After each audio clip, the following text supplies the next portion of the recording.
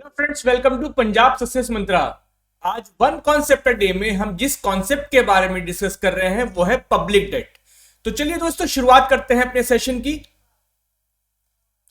सबसे पहला क्वेश्चन जो आएगा वो यही है कि पब्लिक डेट आखिर क्या होती है। तो पब्लिक डेट अगर लेमैन लैंग्वेज में हम कहें तो public debt is the total borrowing of the union government. सरकार ने जितनी भी बोरोइंग की है वो उसकी डेट है। लेकिन आप टेक्निकली स्पीकिंग बोले तो पब्लिक डेट में वो सारी बोरोइंग आएगी जिसको सरकार को कहां से पे करना है। They have to pay from consolidated fund of India. तो वो सारी liabilities which are to be paid from consolidated fund of India constitutes the public debt. तो क्या डेफिनेशन हो गई? Public debt includes the total liabilities of the union government. Please आप ध्यान से देखिए कि यूनियन गवर्नमेंट की जो लाइबिलिटी है total which has to be paid from the consolidated fund of India, वही पब्लिक डेट कहलाते हैं। स्टेट गवर्नमेंट्स की लाइबिलिटीज इसमें इंक्लूडेड नहीं है।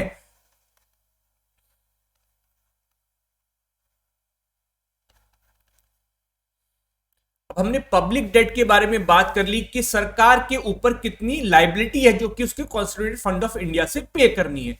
बट हम इस कॉन्सेप्ट को क्यों पढ़ रहे हैं, ये पब्लिक डेट को देखना समझना क्यों जरूरी है? तो why to study public debt? देखिए, सरकार बोरो करती है, कर्जा होता है, इसके ऊपर कोई भी लाइबिलिटी होती है तो वो उसकी कहीं ना कहीं जो फाइनेंशियल हेल्थ है उससे रिलेटेड होती है।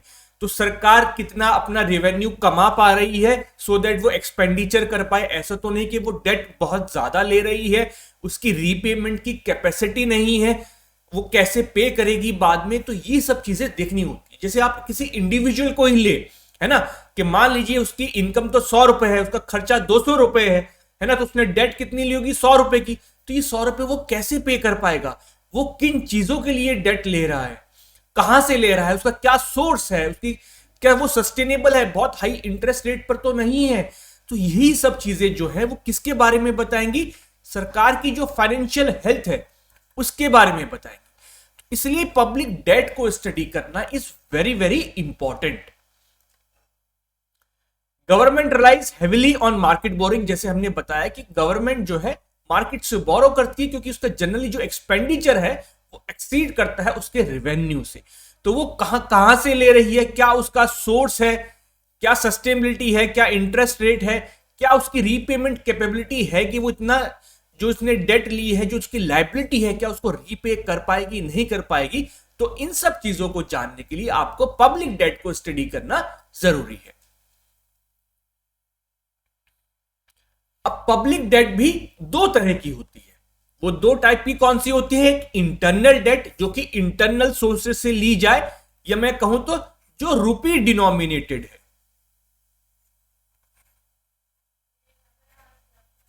ये आउटसाइड द कंट्री, मतलब बाहर से जब कोई डेट ली जाती है और ये फॉरेन करेंसी में ही होती है, ये रुपी डिनोमिनेटेड होती है और जनरली जो है inside the geographical boundaries of country.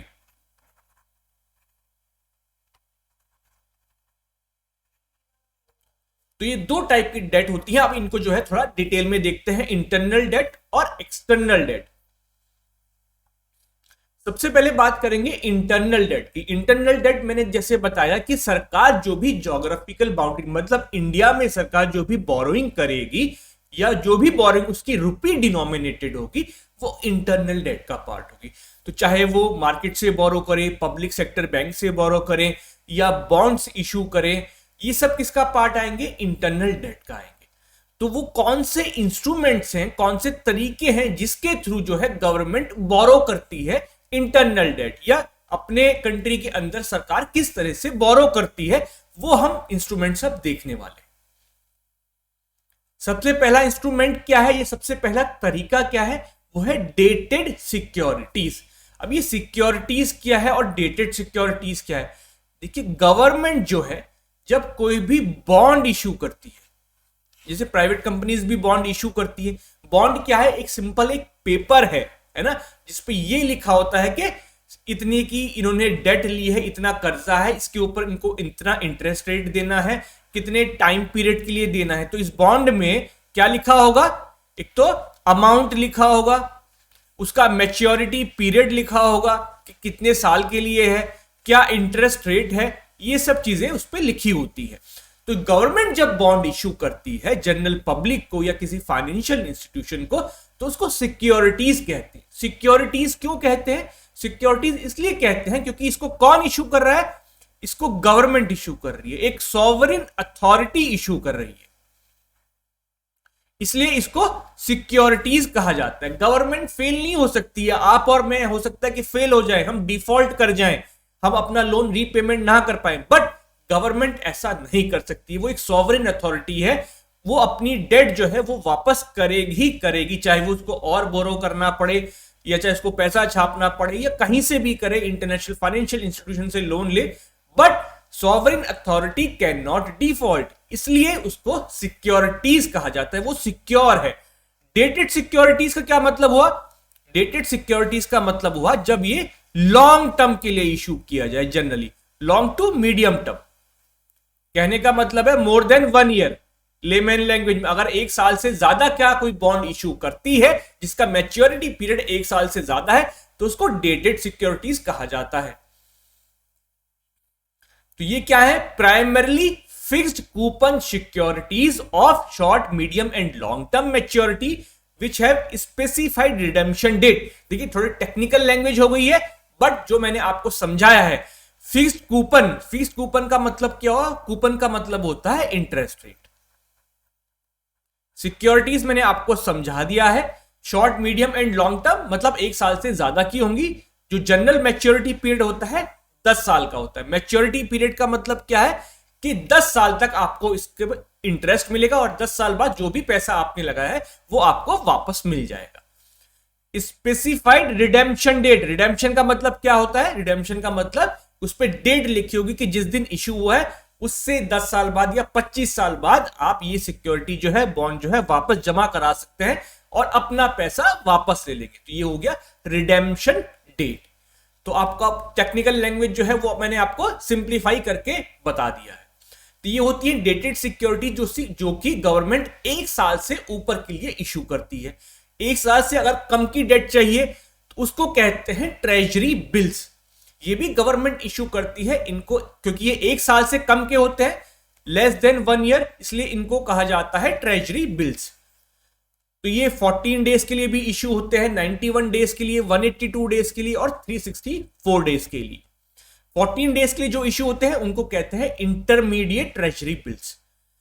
ये क्या, इसमें क्या लिखा है कि ये जीरो कूपन सिक्योरिटीज होती है। जीरो कूपन का मतलब क्या है कि इस पे सरकार आपको कोई इंटरेस्ट नहीं देगी, बल्कि क्या होगी, that are issued at a discount and redeemed in face value at maturity. इसका क्या मतलब हुआ, ये जो बॉन्ड्स होंगे, मान लीजिए 100 रुपीज का बॉन्ड है, तो सरकार जब इसको इशू करेगी तो सरकार इसको 100 रुपए में ना बेच के कितने में बेचेगी, 80 रुपए में बेचेगी।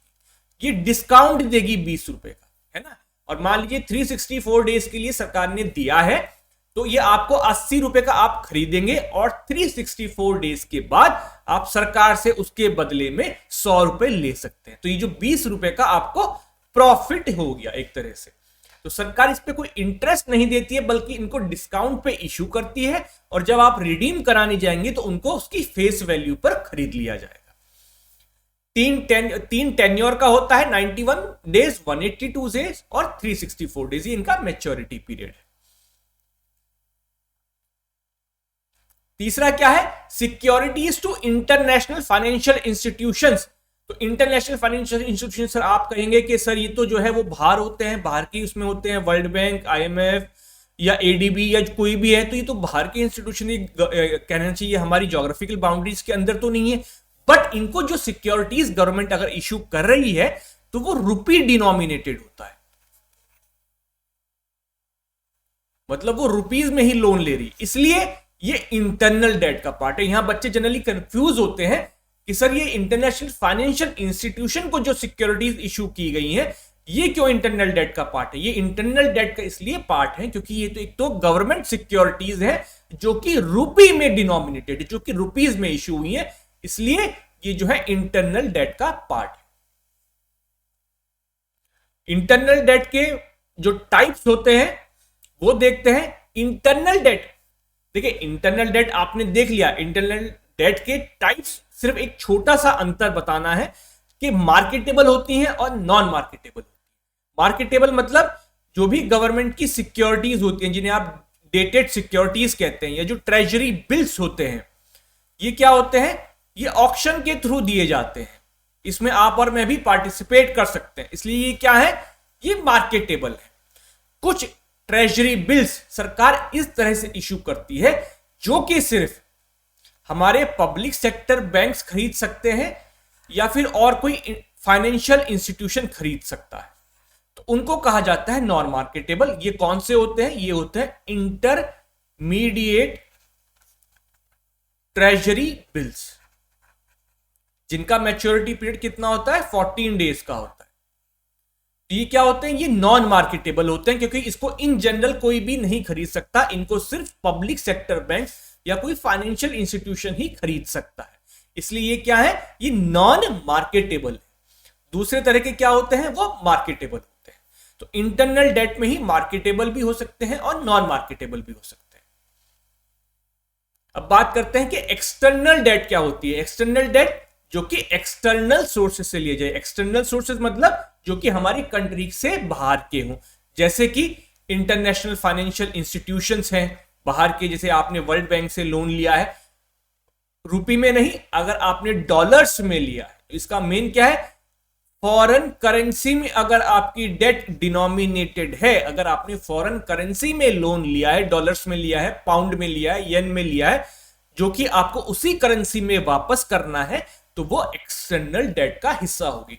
तो आपने मान लीजिए इंटरनेशनल किसी फाइनेंशियल इंस्टीट्यूशन से लिया है, किसी फॉरेन कमर्शियल बैंक से आपने लोन लिया है, या आपने किसी फॉरेन गवर्नमेंट से लोन लिया है, तो ये सब क्या होंगे, ये एक्सटर्नल डेट का पार्ट।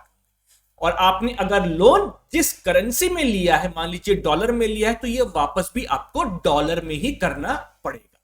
तो ये है एक्सटर्नल डेट। अब बात करते हैं डेट टू जीडीपी रेशियो। अब इंटरनल, हमने पब्लिक डेट में इंटरनल डेट भी देख लिया और एक्सटर्नल डेट भी देख लिया। अब बात करते हैं डेट टू जीडीपी रेशियो। तो ये रेशियो है, किस चीज का रेशियो है, आपकी जो पब्लिक डेट है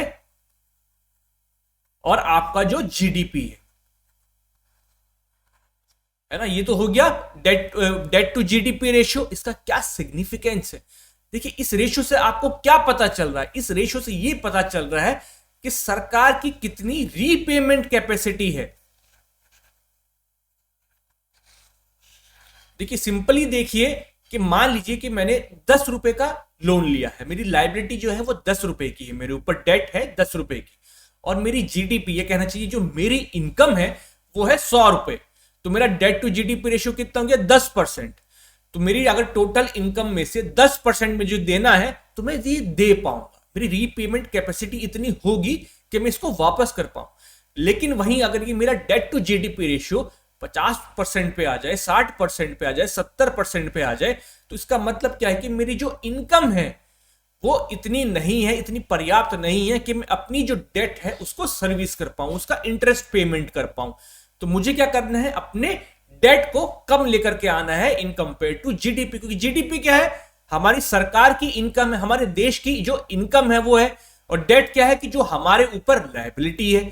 तो हमें ये देखना है कि जो लायबिलिटी है हमारे ऊपर, जो डेट है, क्या उसको हम सर्विस कर पाएंगे, क्या वो सस्टेनेबल है लॉन्ग टर्म में, क्या हम इतनी इनकम हो पा रही है, जो कर्जा ले रहे हैं क्या उससे जीडीपी ग्रोथ में मदद मिल रही है, क्या हमारी इनकम इतनी है कि हम कल के दिन को वो वापस कर पाए। तो ये सब देखना होता है डेट टू जीडीपी रेशियो से, ये इसका सिग्निफिकेंस है। It is a ratio between a countries debt and GDP, ये मैं बता चुका हूं। Low debt to GDP ratio क्या होगा, इसका मतलब फाइनेंशियल हेल्थ जो है वो अच्छी है, सरकार को ज्यादा कर्जा लेना नहीं पड़ रहा है अपने एक्सपेंडिचर को पूरा करने के लिए। अगर high debt to GDP ratio है तो चांसेस जो है वो बढ़ जाते हैं कि कल के दिन को सरकार डिफॉल्ट कर जाए या रिस्क हो जाए कि सरकार को पता चला और ज्यादा लोन लेना पड़ रहा है या IMF के पास जाना पड़ रहा है, तो कुछ इस तरह की चीजें हो सकती हैं। तो हमें कोशिश यही रहती है कि जो डेट टू GDP रेशियो है उसको कम रखा जाए। अगर आप इंडिया के डेट बर्डन एक एट अ ग्लांस देखते हैं हम कि क्या है, यहां ये टोटल डेट की बात कर रहे हैं, तो टोटल डेट में पब्लिक डेट भी होती है और अदर लायबिलिटीज। अदर लायबिलिटीज का मतलब क्या होता है, जो भी कंसोलिडेटेड फंड ऑफ इंडिया के अलावा होती है, मतलब जो पब्लिक अकाउंट पर होती है। जिससे मान लीजिए किसान विकास पत्र है या कुछ इस तरह की सरकार जो चीजें इशू करती है, तो वो कहां पे जाती है, कंसोलिडेटेड फंड ऑफ इंडिया में नहीं जाती बल्कि पब्लिक अकाउंट में जाती है, जहां पे सरकार जो है एक बैंकर की तरह काम करती है। तो अगर पब्लिक डेट की बात करें स्पेसिफिकली, तो 2019 में ये 42.4% थी एज परसेंटेज ऑफ GDP। 2020-21 में बढ़ी और ये 52% हो गई। ये कि कोविड के केस में हुआ कि सरकार की इनकम घट गई और जो है सरकार के एक्सपेंडिचर जो है वो थोड़े इंक्रीज हो गए, इसलिए आपको debt to GDP ratio increase होता हुआ दिखाई दे रहा है इन 2020-21। इस पब्लिक डेट में से अगर आप बात करें एक्सटर्नल डेट की, तो ये 3.5% था 2020-21 में, और जो इंटरनल डेट था वो 48.5% था। तो अराउंड 92 to 93% जो पब्लिक डेट में हिस्सेदारी है वो किसकी है, वो इंटरनल डेट की है। हम एक्सटर्नल डेट पे ज्यादा रिलाई नहीं करते हैं, और गवर्नमेंट की भी यही कोशिश है कि जो उसकी डिपेंडेंस है ऑन फॉरेन लोन्स, इसको रिड्यूस किया जाए। अदर लायबिलिटीज की हिस्सेदारी कितनी है, 8.5% है, और टोटल डेट मिला के कितना हो गया, 60.5% ऑफ GDP। तो इस रेशियो को ही हम थोड़ा कम करना चाहते हैं, और इस रेशियो में भी जो एक्सटर्नल डेट है वो कम से कम हो सके। तो ये इंडिया का डेट बर्डन था। अब मुझे लगता है कि आपको जो कॉन्सेप्ट है पब्लिक डेट का और इसके जो फैक्चुअल एस्पेक्ट्स हैं वो आपको समझ में आ गए होंगे।